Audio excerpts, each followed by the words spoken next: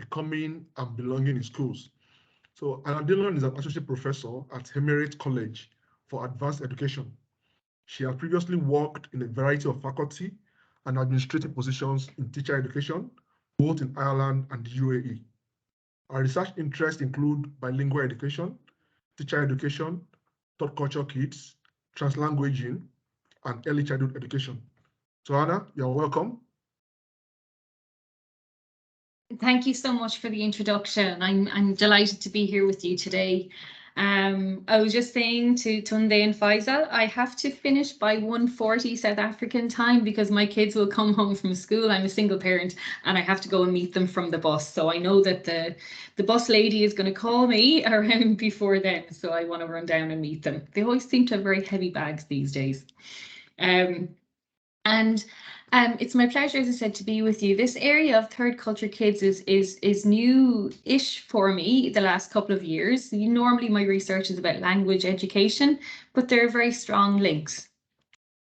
And so the outline of the presentation today is, and please, I urge you to just jump in and make a comment whenever you like, to think about third culture kids and the understanding that we have of this topic, definitions, experiences of third culture kids, and the affordances and challenges of being a third culture kid.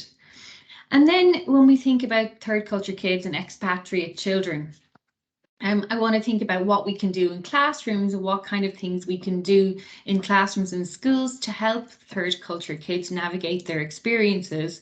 And if there are any links that you might be able to see, areas for research and for collaboration. But first of all, before going into any of that, it's very important to think about the researcher's speaking lens. I don't know if any of you have managed to get from my accent where I'm from.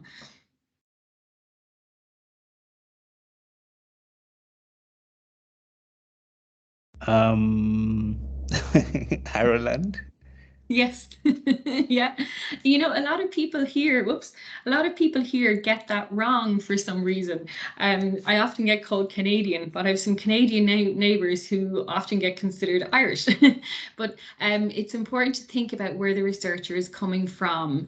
And, you know, my context as a white Irish woman is a particular context. I had all my education in Ireland. I've been working in the UAE, a very international place for the past 10 years almost. So this is going to influence how I present my research or how I consider my research, of course. And Berdella mentions that we are prisoners of our own culture. And of course that we cannot help but serve the interests of our own culture, even though we might not mean to, of course. But it's very important to acknowledge that there might be inherent biases that come from your own culture. So the way I talk about third culture kids might be completely different to the way somebody else might consider third culture kids. Of course, Said's seminal work, Orientalism, talks about the, you know, is there this binary superiority? Why are we always talking about the other? And I suppose the thing is with third culture kids, I feel like I'm not talking about the other because I have third culture kids, and we'll get to third culture kids in a minute. But there is a big danger of talking about the other in some kind of dominant or superior way. The UAE is a very particular place. Everywhere is a very particular place, but the context of the UAE is that it's what we call a rentier state. So people only come here to work by choice, usually for economic reasons. I don't know anybody who came here to work because they loved the desert, for example. So usually for economic reasons, and usually when it comes to families, I don't know why my PowerPoint keeps moving on. When it comes to families, often it is that there's, you know, typically the male spouse gets a well-paid job, and often the family comes with them, the mother, the children, and so on. And a lot of nuclear families to be seen. And of course, there are a lot of other types of immigrants here in the UAE. There's a lot of single, particularly males from less economically well-off countries. So it's a rentier state. You can't come and live here unless you have a residence visa. You can't have a residence visa unless you have a job. And, you know, Traditionally, jobs have been based on oil, which is the huge export. Things have changed in more recent years, but it is very much that type of rentier state where it's very much based on people coming here for economic benefit, particularly, and often sending a lot of money back to their home countries, not reinvesting it here. I'm going to move on to third culture kids and our understanding of third culture kids. I have a picture here of me with my colleague Tabas Mali, who have done some work in this area about. And I want to ask you, what are your understandings of the phrase third culture kids? So I'd like to open the floor, please.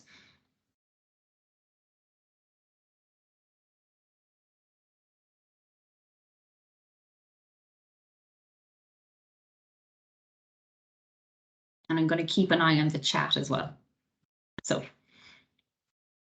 what are your understandings of the phrase third culture kids?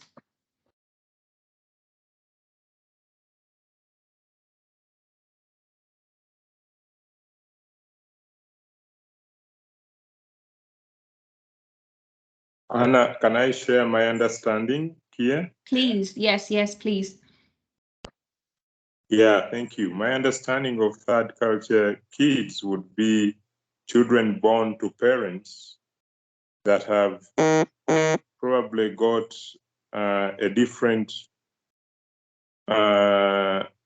cultural exposure or background from where their parents migrated to, and have also now migrated to another country. So they do have the culture of their parents from their first country to where they were born, and have now moved to another country where their children are born. So that's what I would understand as third culture is. Thank you. Thank you so much for that. Would anybody else like to give their input? I saw Monica said something about the children of immigrants. Is that what you said? Yeah, I would imagine children of immigrants. And this whole thing raises a huge question about the type of terminology we use as well. Immigrants, expatriates, migrants, and so on. Would anybody else like to give their input about what they feel third culture kids means?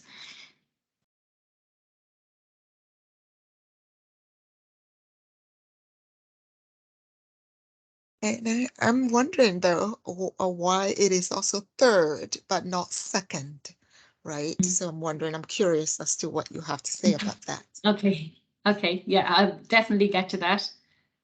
There's a response from Faisal in the chat box.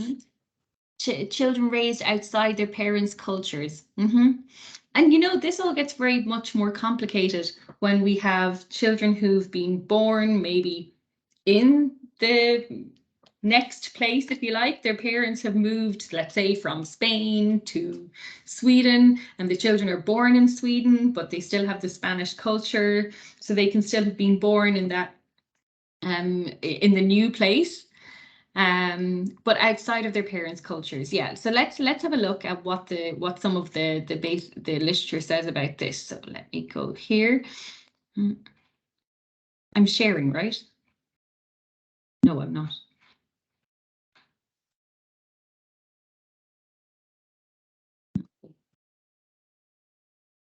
Let's have a look at this quotation, and it's a story. This book is full of little stories. Pollock and Van Rieken have this book about third culture kids. It's been edited a couple of times over the years. Let's have a look at Erica's story.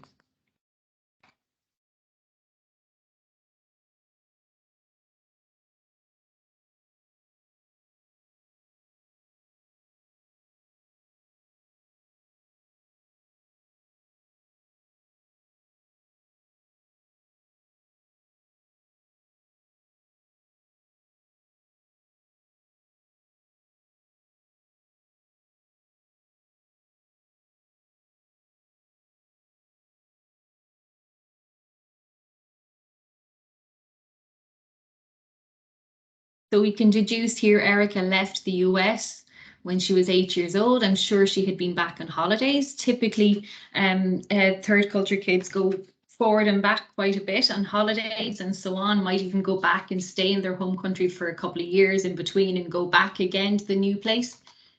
So this Erica is leaving Singapore as a home for the final time because she wouldn't be able to live in Singapore unless she had a residence visa. With that comes a job. So she's not sure when she's going to be back, if she was there because of her parents' job. And at the end of this, she's thinking, isn't there anywhere in the world I belong? I don't belong in the US because doesn't feel like home, but I don't belong in Singapore because I'm not allowed to stay here anymore. So this is one indication of the kind of feelings of a third culture kid. And the generally given definition here is that this is people who are spending or have spent at least part of their childhood in at least one country and culture other than their own. And they talk about this being a neither nor world. And this, Monica mentioned, what's this third culture thing? Why isn't it first and second? So generally we say that the home culture is the first culture, the host culture is the second culture, and then the third culture is that kind of amalgamation. And it's not just the amalgamation of the first and second culture, it's an interstitial culture, which is really more about the shared commonalities of those living this internationally mobile lifestyle. So my children here, for example, they would be third culture kids. They're 11 and 12 years old. They've been here since they were 2 and 3. They're from Ireland. Both their parents happen to be Irish, even though their father now lives in China. They hold Irish passports. And living in the UAE, they're only living here as long as I have a job. It's they can't stay here in the future unless they have a job. So the intention in a place like this, in a rentier state particularly, is that you're going to go back to some kind of home country eventually. So it's really about the third culture is more the shared commonalities of others around you that are living those same internationally mobile lifestyles.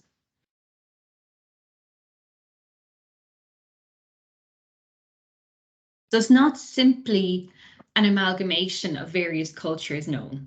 It's really a way of life shared by others who also grow up first living in one culture and then moving to another one, and maybe even 2 or 3 more, and often back and forth between different cultures.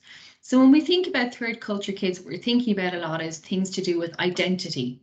And where do third culture kids find those commonalities?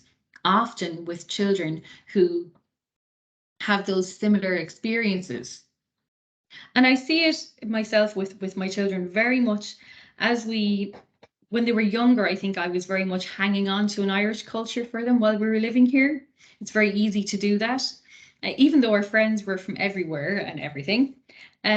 This year is probably the first year that I noticed when we went back to Ireland, they really had very little in common with the children that were there. They really were having a more comfortable experience with children who have a similar experience to them. So because they're not really feeling at home here as such or there as such, it's commonality with those other children who are having that same experience. It's a part of expat subculture.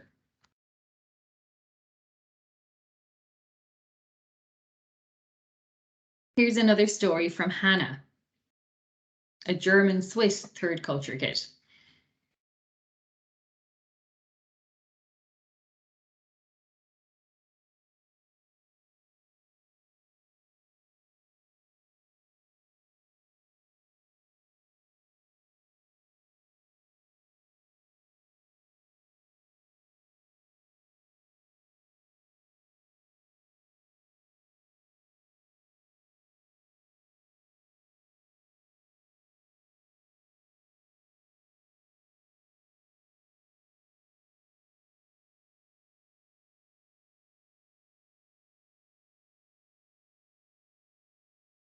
So her emphasis very much here is on the languages that are spoken around her and the languages that she speaks. And you'll see that the important thing in her life is technology, to be able to stay in touch with her friends around the world. And I see that with my children and with my children's friends. Actually, Jack has more commonalities with the children that he's online gaming with than he does with the children back in Ireland, or any new friends he makes here who have just arrived in country. I'm sure that some of you have this experience of being a third culture kid. Is that the case? I'll just open the floor there again.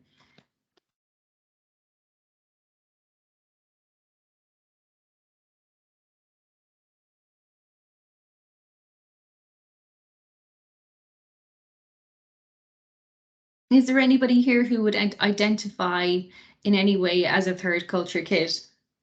Ah, okay. Do you want to talk about that, Laura? Thanks so much, Anna. Just briefly, I have a 18-month-old, and we're from two different places in the world ourselves, the UK and Finland, and we're raising our son in South Africa. And it's bringing forth a whole load of considerations, like you raise about what sort of environments you put them in, how do you encourage them to be in diverse areas so as they don't feel that their uniqueness is unusual, and things like that are very much at the height of my mind as we raise what I now know to be a third culture kid. Thanks. Thank you so much for your input. And it is concerning. And we will go through some of the concerns that we might have about this situation in a couple of minutes. I remember my partner Moss, he's the reason I'm going to Durban on Friday is because he was 8 years old when they emigrated from Northern Ireland to Durban, and he landed and couldn't think of anywhere worse to be ever. It was way too tropical. He just absolutely hated it, couldn't wait to get out of there. It took him a long time to get out of there. He ended up in Abu Dhabi for a finish, and now we have a new home in Slovenia. Long story. But he said for such a long time he was bullied for having a Northern Irish accent. He hung on to it and hung on to it and hung on to it. He was like, there's nobody going to take away my Northern Irish accent from me. And actually it's quite strong. And it's funny, sometimes children can do that. They can't, you know, I'm hanging on to my identity no matter if every other part of my identity is gone, but I'm hanging on to this part of it. Is anybody else here a third culture kid or has a third culture kid?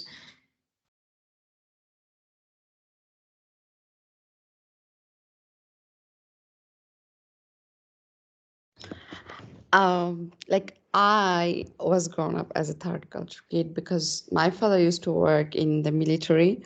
So whenever he used to post in different region or different country, we need to move in. We need to change our school. We need to change everything. So new environment, no friend, nothing. It's like doomed. So every time, yeah, in the beginning it used to be very hard. Then up to now, when I'm in my situation now, I don't see any friend who is from school, but other kids have friends from the school because they studied long time together.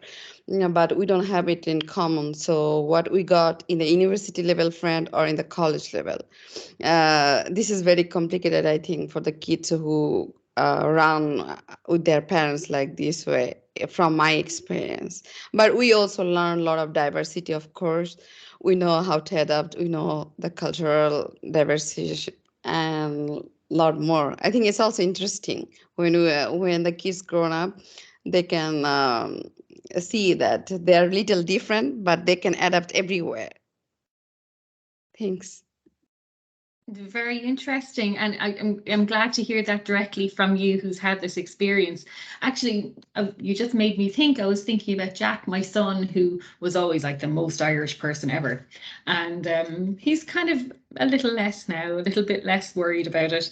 But his best friend Tom, for 5 years was British but living here, and since he went back home to Britain, they're just not in touch anymore because they don't have anything, they don't have that third culture kid thing in common. Their lives are so completely different.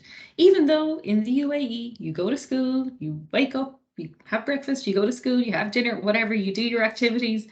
But they found that their identities have less in common now because Tom stopped being a third culture kid at a certain point in time. So they don't have anything in common. So it's interesting that you said that because it's a concern I have. Mm.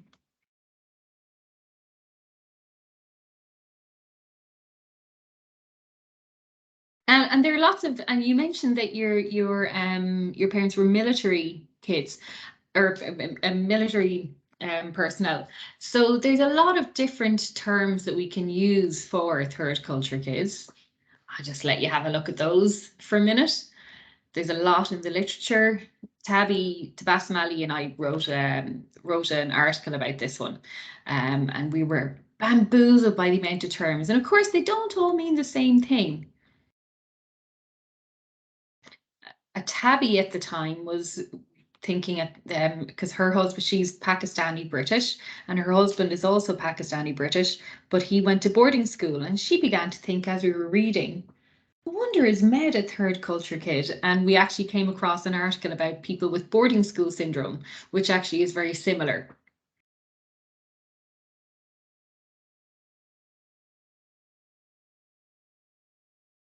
Very positive way of looking about it as a citizen of the world.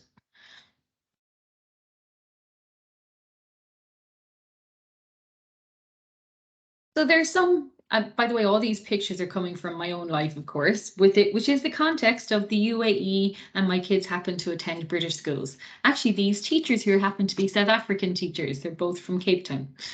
Sam Kidd and Charlene van Buck. Characterized by mobility. Mobility is the key word when it comes to third culture kids, because it's not about necessarily them moving, it's general high mobility, personal mobility, nuclear family mobility, extended family mobility, then the mobility of friends and family. And so you might have children coming, their friends coming and going all the time. Third culture kids in rentier states like the UAE will tend to move around a lot for travel, move around a lot to go home.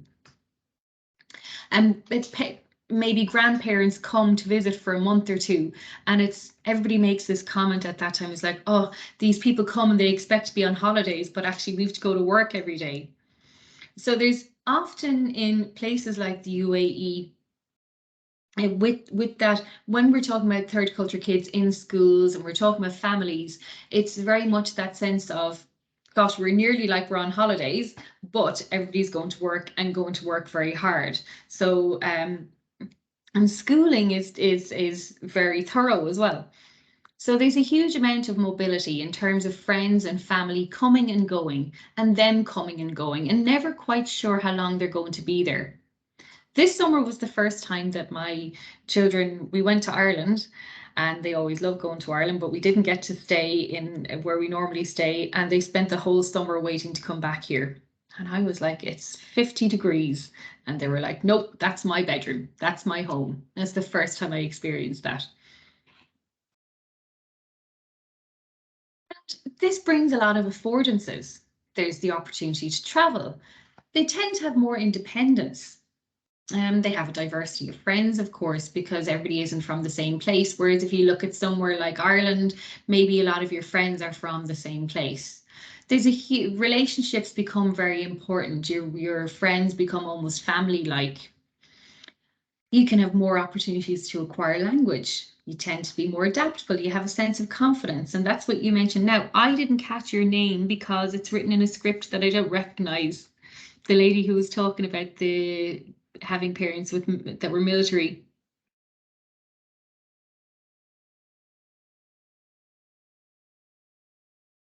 Sorry, actually, this account is from my former university. This is why the name is from there. Yeah. It's Moscow. So I live now in Austria. What's your name though? I can't read it. My name is Shahnaz Parveen. Shahnaz. Okay. Yeah. Shahnaz. Yeah. Thank you. Sorry, I couldn't read it. And you mentioned some of these things as being those things common with me.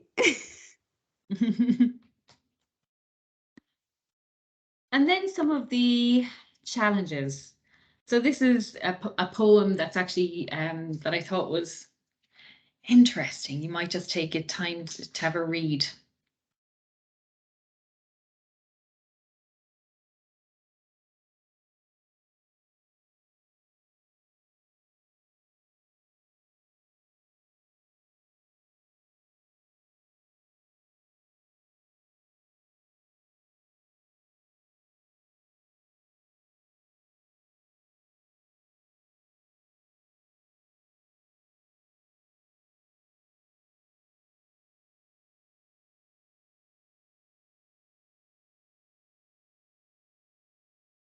So Alex is talking here about the loss of leaving.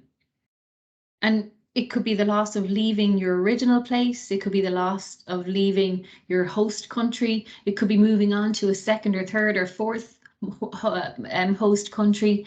And there tends to be a grief cycle involved in that, and often unresolved grief. There's an ambiguous sense of loss. You don't know what to do with that grief because you haven't actually lost a person. It's not like there's a funeral needed. And often we don't acknowledge those changes, that grief, enough.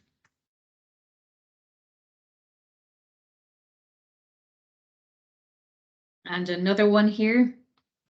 And she says, who am I really? With all the pieces of my life scattered in many directions and places, who is the real me?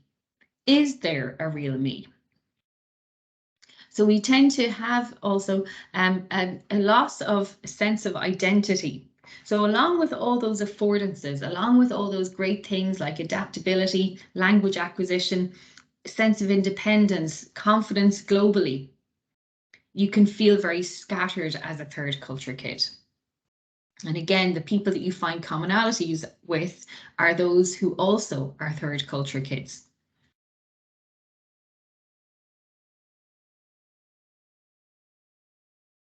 So then we meet a lot of third culture kids in classrooms, of course, in school communities. And what's interesting is that I have never heard the term third culture kid mentioned in a school in the UAE. So there's school as a particular subculture within a child's life. We have 12,000 international schools globally, according to International Schools Research, 450 of them represented by the Council of British International Schools. And home and school values, as well as values of previous schools, might be vastly different. And of course, we have individual teachers from a variety of cultures, which doesn't tend to happen so much when you're in your home country.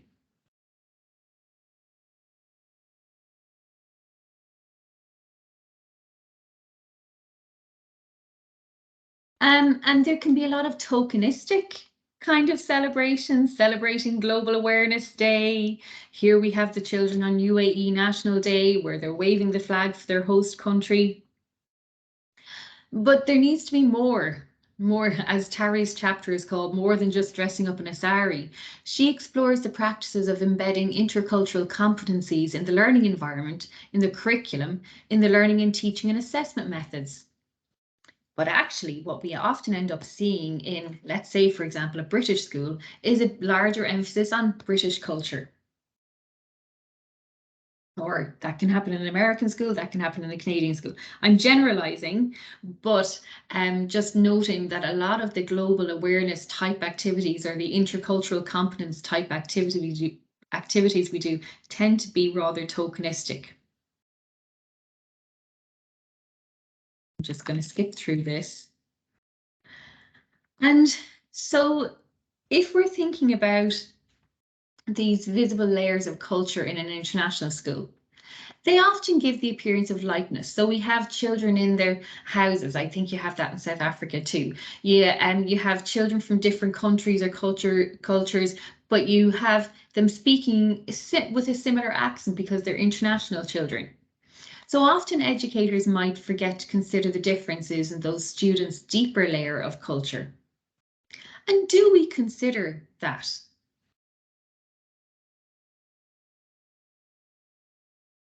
What do you think? Do we consider this type of thing when it comes to third culture kids? Do we consider how to allow for the transitions within schools?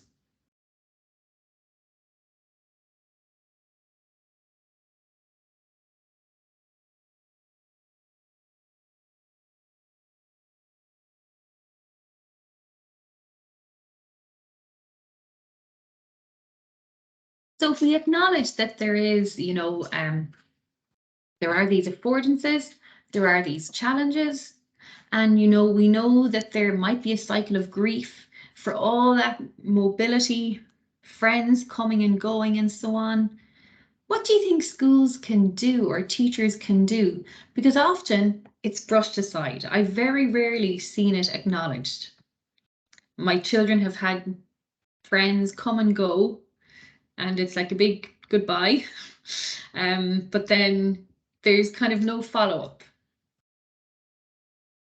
What do you think we can do in schools to help children kind of settle that in with their forming identities?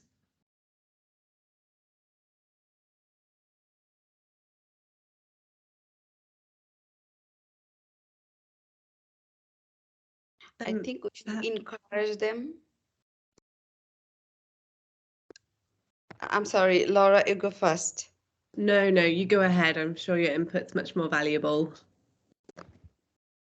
I think what we faced, like when we changed the school, we want to be appreciated. They have already circled, and we are new there, so we feel like we are so alone, or we are not loved by anybody. So I think the first thing is we want to be appreciated. We want to be also like one of them.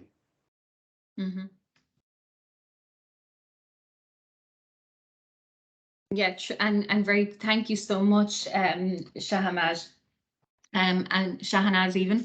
And Monica says that there's an assumption that kids will adjust easily, but maybe teachers need, I think teachers do need some cultural awareness or sensitivity training around that specifically.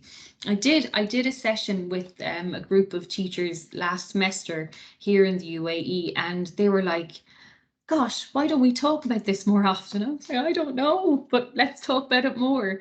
And Laura, you have a young child, so what would you like to see happening in schools?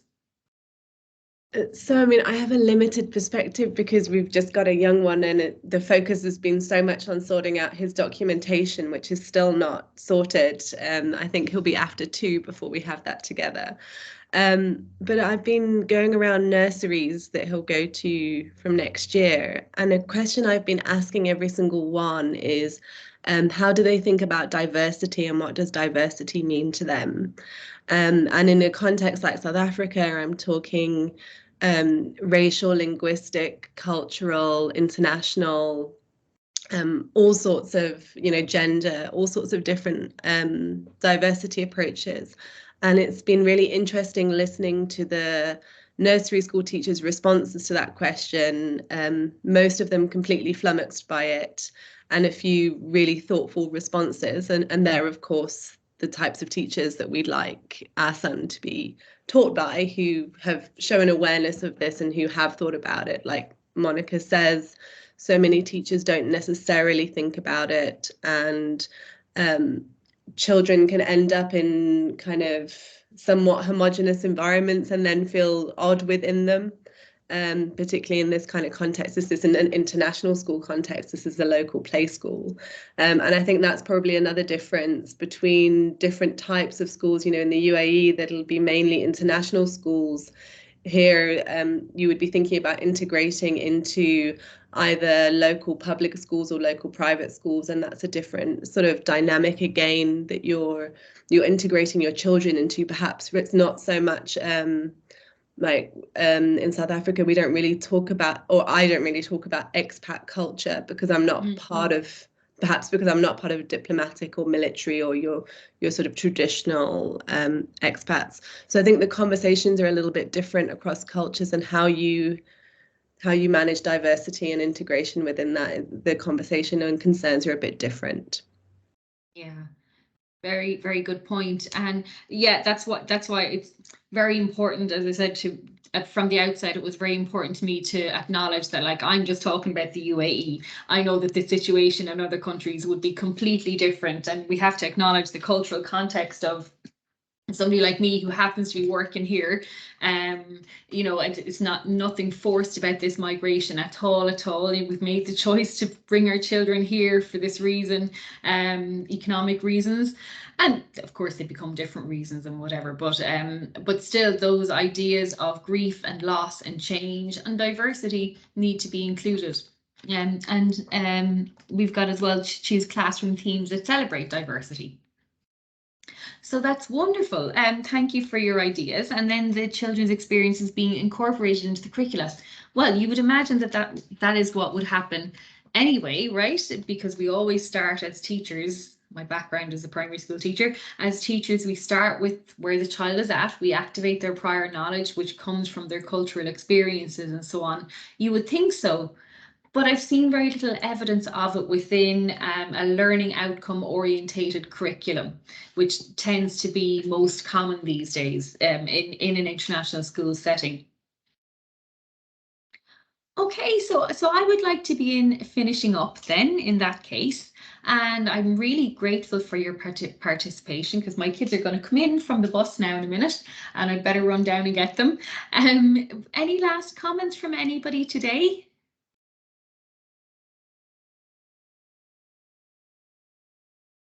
So just to say thank you very much, Anna, for the presentation. I think it kind of extends our geographic reach, but also thematic focus, right?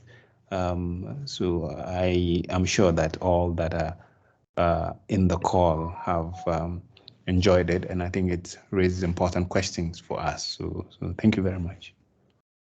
Thank you very much for allowing me to participate in this lovely series. Okay, thanks, I'm going to start running. Thank you. If you want to continue in the chat box to chat later or email me anytime, I'll just put my email in here.